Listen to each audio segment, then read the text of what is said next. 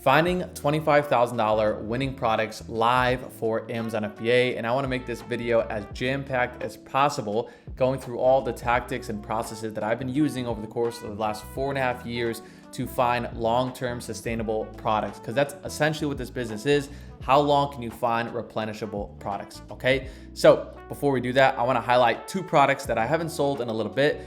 Feel free to go and check out the ASINs. I'm not sure if they're still profitable or anything, but these are 2 really good examples that were, really good revenue producing products for a very long time. So it was this milk bone product. It's one of the first products that I ever sold, $47,000 in revenue. Then another milk bone product, which was $44,000 in revenue.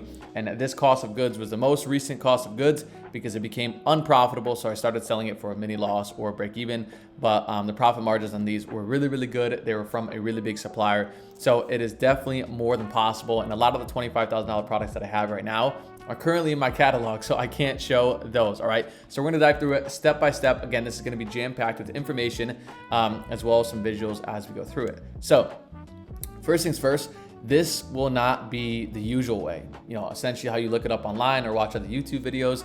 It's pretty easy to say, yeah, just dump a whole lot of money in these Nike socks or Nike shoes and you can sell them and maybe, make out like a bandit. But this won't be the easy way and the usual way, but it's totally fine because that's how you want it to be to create sustainability and longevity into the business, all right? Also, you have to know what you're aiming for, all right? This is really, really important as well, just as important as the top one.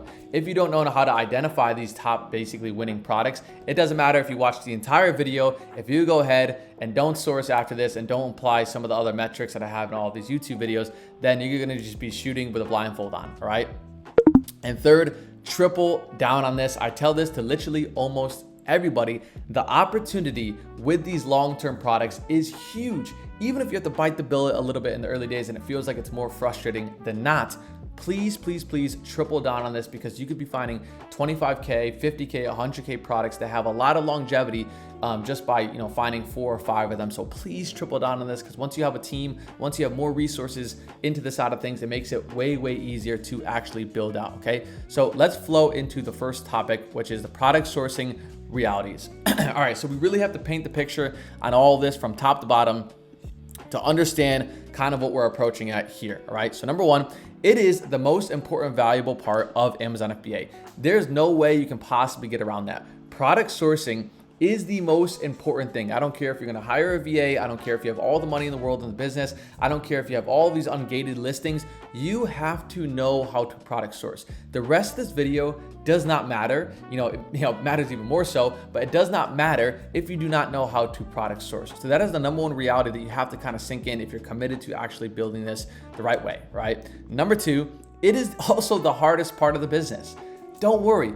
I went through it, whoever else is selling online went through it. It is totally normal, but these two go in together and it's actually a good thing. And I'll explain it as we kind of go through it step by step. And number 3, there is a specific way to do it. So if you go online, you go on YouTube or go on learn from anybody else, right? You have the obviously basic ways to, how to product source, how to find something that's profitable. Pretty much anybody can identify if I buy for 10 and sell for 20, I'm gonna make some money, right? According to Amazon fees and whatnot. But there is a specific way to do product sourcing that I don't see a lot of people do, and I'm trying to kind of educate and entertain people to do that a little bit in that way. And it's a lot more sustainable, it has a lot more longevity, and it's a lot easier to actually find profitable products this way. So you have to kind of live by that ruling, right?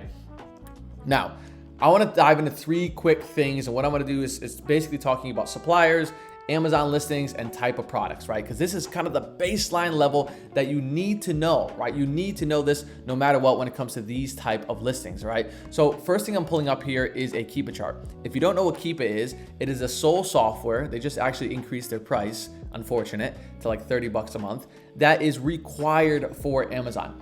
Everything else, you can kind of move the needle on a little bit. Really not SellerAmp. You need SellerAmp as well to calculate profit and to source other products. But Keepa, when it comes to breaking down what I'm finding is quality, this is non-negotiable. I don't care what anybody says. It is non-negotiable on finding winning products. So I want to identify why this Keepa is not only good, because maybe it's good, but why it actually lasts long term. So you can see here for the chart for the date of the time frame, we're here in April.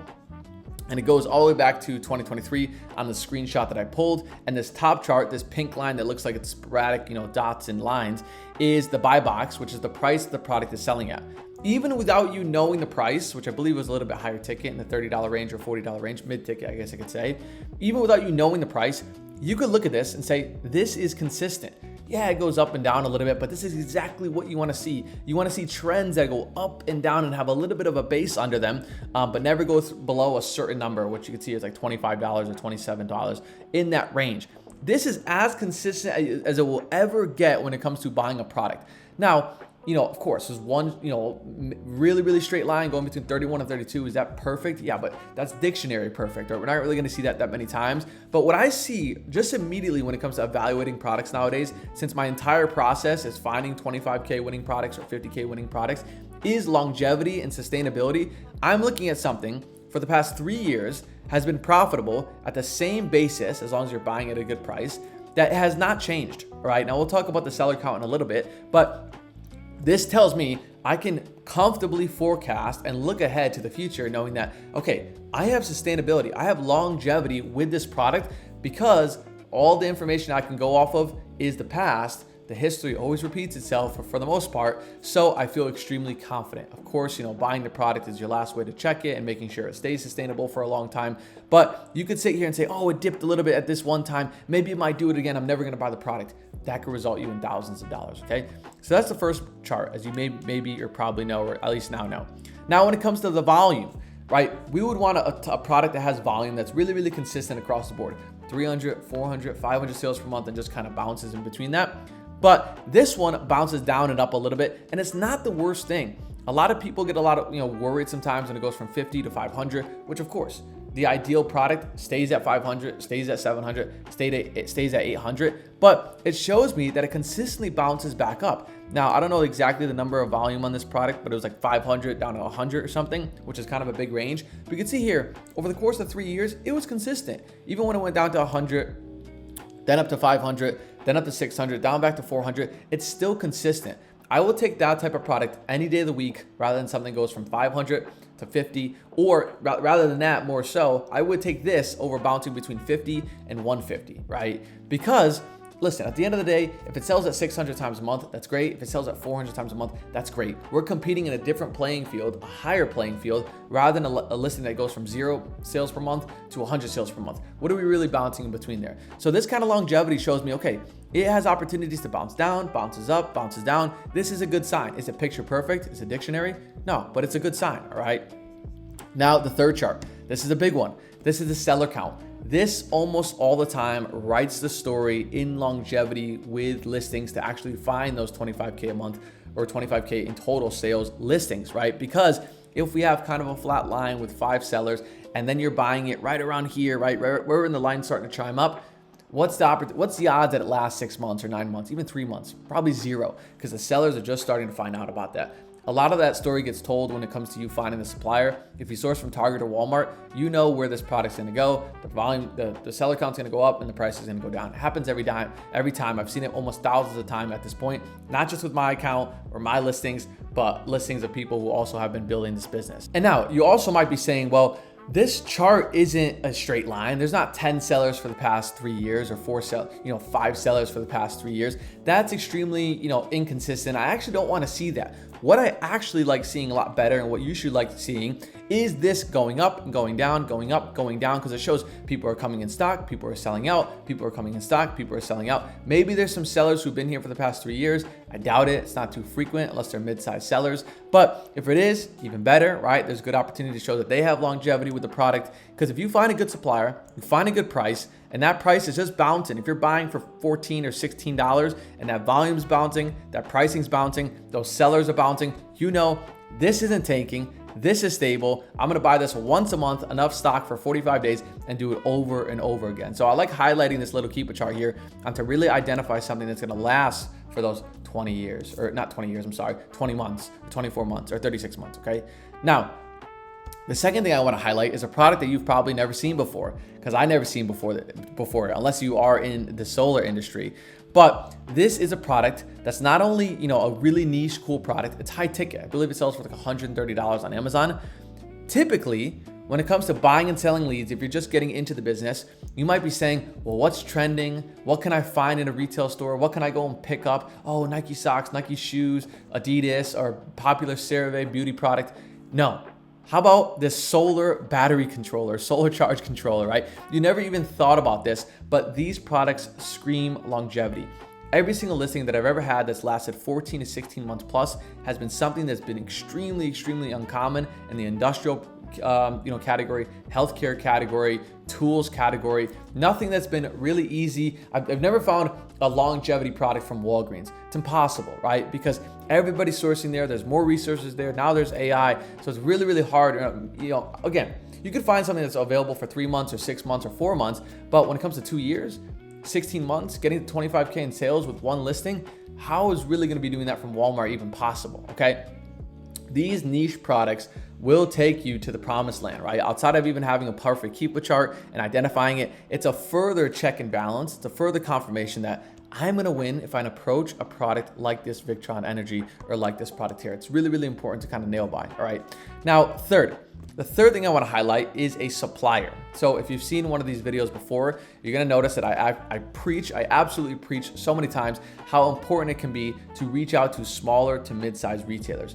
Now, I'll preface this and say I've never seen this supplier before. I haven't bought from them, reached out from them. I don't know if they're quality. I don't know if they're actually kind of big, but they have the making of a smaller / mid-sized retailer based off how their website is set up. But notice I'm not pulling up Walgreens, Target, Walmart, PetSmart, one of the common suppliers. Even though PetSmart's a really good supplier, I'm pulling up a small / medium-sized supplier that you or I wouldn't think of. And if we haven't thought of it, that means the next guy and the next guy and the next guy also isn't thinking about it. They either don't trust it, they don't know it, maybe they don't think the pricing works. Whatever the situation may be, there is so much opportunity with these small suppliers because you can get an extra discount on top of the current advertised price, right?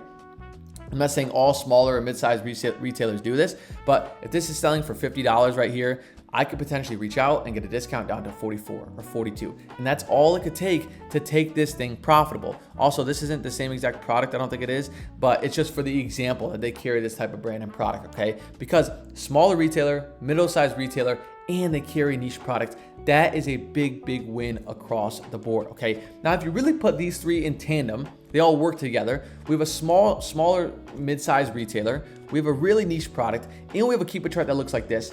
If you're buying this product profitable, let's say that all these kind of aligned with each other, there is such a high chance that you do this over and over again for the next 24 months, 36 months, and so on, right? And you might be thinking, well, I want it to last 5 years or 10 years. Of course, so do I. But if you stack this with 5, 6, 7, 8, 10 products, you have so much consistency in your business that when one of these listings falls off in 24 months, you'll have another 20 of them that are also building out for 24 months. It's like having a client that just keeps on paying you back and keeps on making you money. So this is a big, big trend and blend across all three of these, right? Now, I want to talk about something that's kind of important here, and this is kind of especially emphasized at beginners or maybe a lot of the information that kind of gets put out there online on how to do the business, and I feel like it could be misleading at times, so I want to highlight it. Number one, notice what I didn't do here.